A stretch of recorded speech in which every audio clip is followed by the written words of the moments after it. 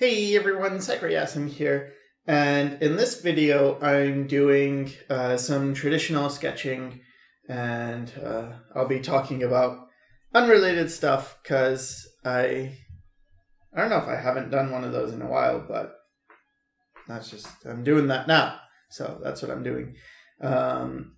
So for the topic for today, I wanted to talk about how to get more work done.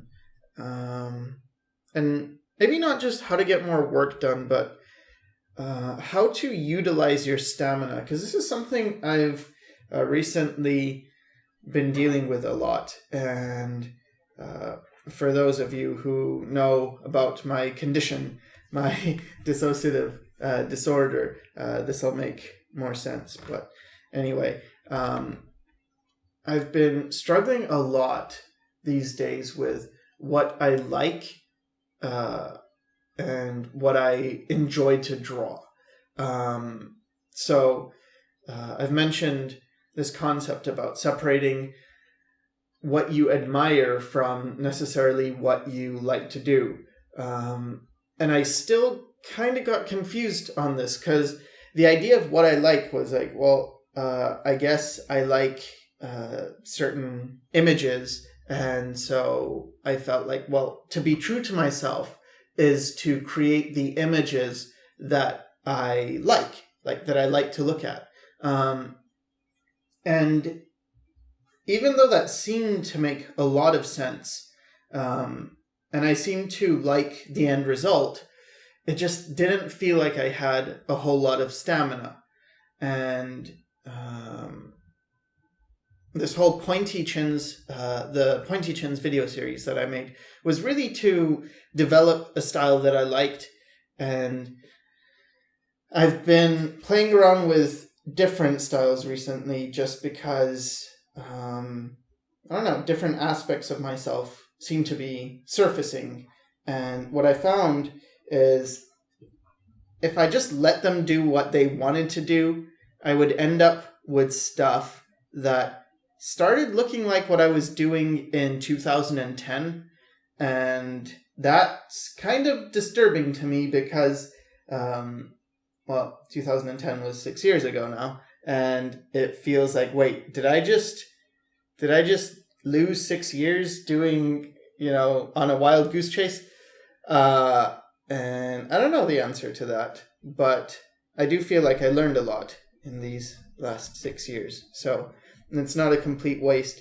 But it was something where before I wouldn't have that much stamina, but when I was drawing in a style that was easy to me, I felt like I had a lot of stamina and I could just draw more. I mean, I can draw more, but it's not like I really like the work as much as I used to. And I don't know if that's just because of the way I am, because I'm all split up, or if that's a common thing for people. And now I have so much self-doubt in terms of whether what I'm going to say is valuable to a general audience, or if I'm just talking in a vacuum, to people who are listening, but really just, saying things that only help me. I have had a lot of comments of people from people who say, I'm helping them, so I'm hoping this will help too.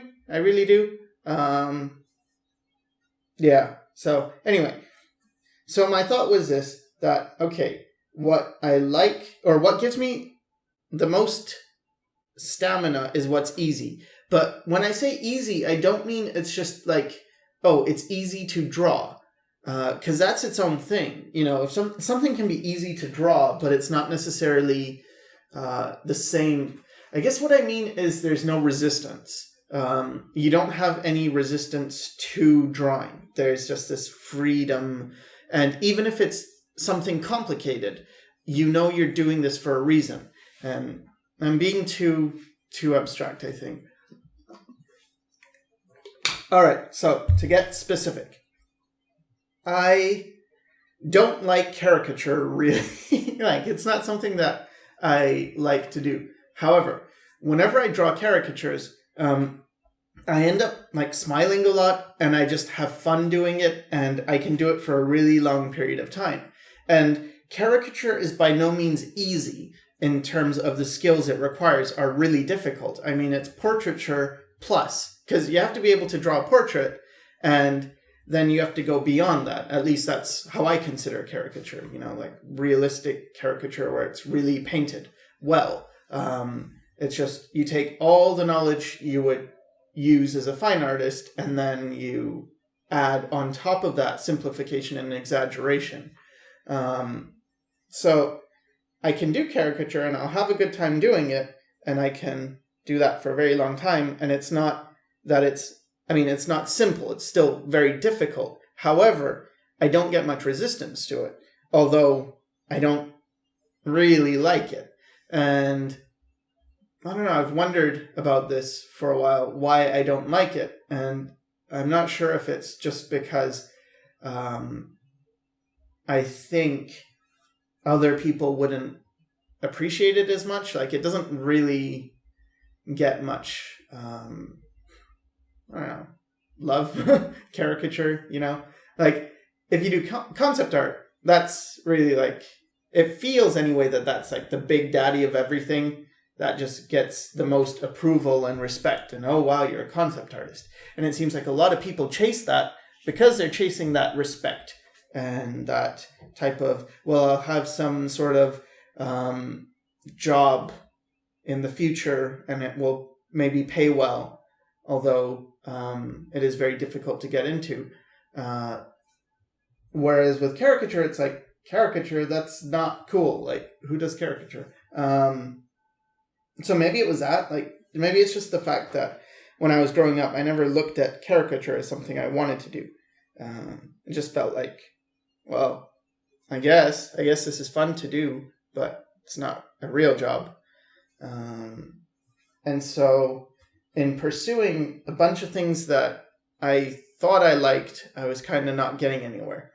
And so now I just try my hardest to do what comes easily or naturally, and I figure there's going to be a bunch of people nodding their heads saying, yeah, I told you so. You shouldn't have forced your style. And with the whole forcing style thing, I also realized another thing about myself, and that is that I really enjoy learning and growing and figuring things out. That's just exciting for me. And it's something that I have to consider is separate from art creation. And when it comes to art creating, I want to create pieces that mean something or that are entertaining to me or fun to look at and that people like, I mean, otherwise I'm not, I have a part of me that draws without considering what other people like. But me, as I am now, I do care about what people say, kind of, or that they like the work. But I also have another part that's really analytical, and it's sort of the teaching part that just wants to figure stuff out. And I think my problem comes about when I confuse these two. Like, I don't think of them as separate, and I start mixing these two goals of trying to figure out and trying to be stimulated with just making artwork that people would like, and that I would like to see. And so with Pointy Chins, what happened is, as I developed, I was thinking, first of all, what do I like? Because I wasn't sure what I liked. And I kind of figured that out. And then I found out, like, well, I like sharp shapes.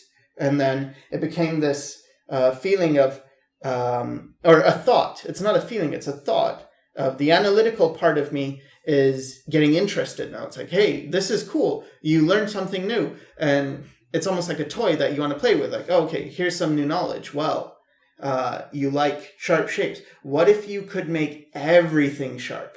Because you like that, right? Like, what if you pushed it? And then there's a feeling of, oh, wait, but that wouldn't work. If you have like three shapes, the triangles, the circles, and the squares, and you just use triangles, that seems really difficult. However, then the analytical part thinks like, oh, but that's a challenge. Like, if you can't do this, that means it must be really hard, and that means it's going to be really cool if you solve this puzzle. And so I get really into that. I lose track of what I want, and I start thinking only about figuring out how to solve this mystery. And I think that's what I've been doing for the past while, a few years at least. So now I'm moving back to, okay, that part's fine, but it can't be the same as the part of you that just creates art. And also, I just didn't have enough stamina doing that, because if you're drawing what you think you should draw instead of what you really deep down want to draw, you're going to be facing situations where you kind of feel like, oh, I should be drawing, but I just don't have the energy. I just don't feel like it. I don't feel motivated. I feel like I want to procrastinate. And when I think about drawing, and thinking like, well, I should do this or that, this study or that study or whatever, it's very hard. And then when you think about slacking off, it's pretty easy. However, when you're really doing what comes naturally to you, it seems to me anyway, and maybe it's just me, but I have a hell of a lot more energy. And not just that, when I'm trying to figure something out, I don't actually procrastinate. I just get very intense about it. I feel like, no, I really want to figure this out. I will put in a lot of work. So if this is something that affects more than just me, then my advice to people who are struggling is to maybe find what it is you really want to do and focus on that. And don't worry about shoulds as much, because you can get a lot out of doing things you may not want to do necessarily. Well, actually, I don't know, because I got things out of things I didn't want to do, sort of. I mean, I did a lot of value studies and still lifes and stuff, and those weren't fun, but I learned a lot. But I guess I was interested in it, because I really, really wanted to learn values, so, I guess never mind. No, I was interested in it. And then I got pretty good with values, but I suppose I wanted to be good at everything. And I guess this is also a curse, is that the people who seem to be most successful are the people who know what they want to do and really focus on that. And the people who are less successful are the people who chase what they think will make them happy instead of what does make them happy. Or they chase what will make them look good, instead of really just, what they enjoy. So, I don't know. I guess that's it for this talk. Kind of, I hope it wasn't too pointless. If it was, sorry about that. Hope you liked the picture anyway. And if it was helpful, then, thanks for watching.